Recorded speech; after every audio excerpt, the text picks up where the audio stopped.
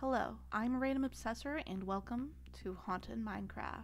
For those of you who know me, you would know that I'm obsessed with Minecraft. What you don't know is I love everything paranormal as well. So I decided to mix the two together to create a series where I build real-life haunted locations in Minecraft. I created mod packs specifically for the series, which I will provide in the description of this video. This video took me a month to do, so a like would be appreciated.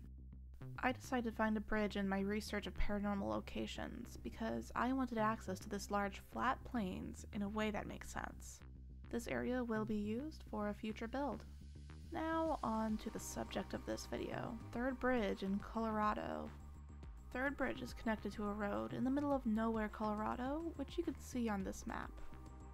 I built a more interesting section of the road where locals explore for paranormal experiences. There are rumors of ghostly figures walking along the road, as well as hearing Native American drums, seeing a ghost on horseback, hearing sounds of screaming, and seeing ghost cars, among other things. There are reasons for the reported sightings, which I will go over briefly. Back around 1864, this area was home to the Native American tribes, the Arapaho, Cheyenne, and possibly others who would follow the buffalo. At this time, settlers came from California and wanted access to the land. So, they made a deal with the tribes to split the land between the two of them and made a set of basic rules like not stealing from each other and so on and so forth. At one point, a man named Governor Evans wanted to take over their land. He was trying to convince his troops to murder these Native Americans. However, his troops would argue with him because the Native Americans were being peaceful and friendly. In June of 1864, a man named Daniel Hungate, who lived in a home right next to the bridge, was out hunting with his farmhand. When they got back to his home, it was on fire. He found his wife scalped and touched against her will, along with his daughters. When the farmhand got back with help, Daniel was found dead and scalped as well. If you're unfamiliar with what scalped means, I suggest you look it up, as I'd rather not have this video taken down by YouTube. All I will say is it is unpleasant and can result in death. Since Daniel and his family were murdered in a way Native Americans could, it was assumed that the Native Americans were the ones that killed them. That may be incorrect, as the murder could have been set up in order to cause conflict by Governor Evans, since the two of them did not get along. This resulted in a war between the tribes and the settlers won.